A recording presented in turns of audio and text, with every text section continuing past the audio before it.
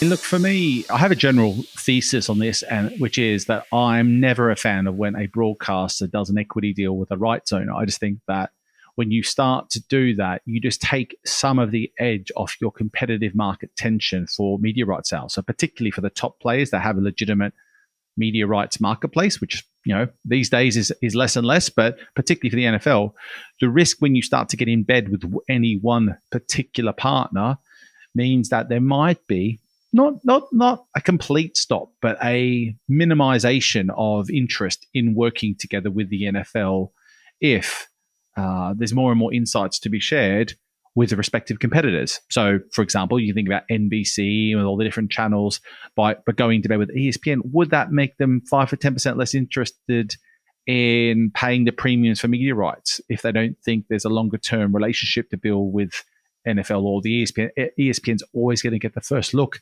at new opportunities as a result of this newfound relationship. So I think it's a risky game to play. That being said, to your point about the scale here, or if there was anyone that you would want to do a deal with of this type of nature, for ESPN, it would be the NFL, and for the NFL, it would be ESPN.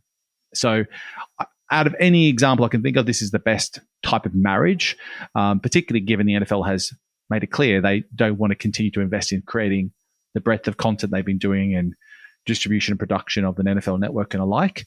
And they have a really great product in the red zone that now becomes a staple of the ESPN ecosystem and the new flagship product that's coming to market.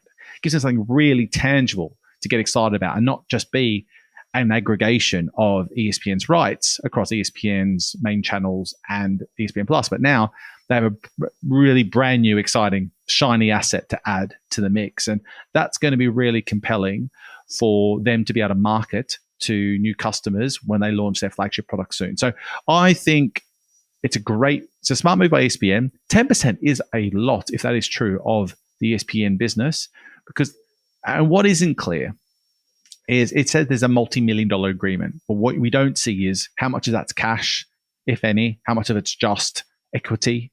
And the devil is absolutely in the detail there.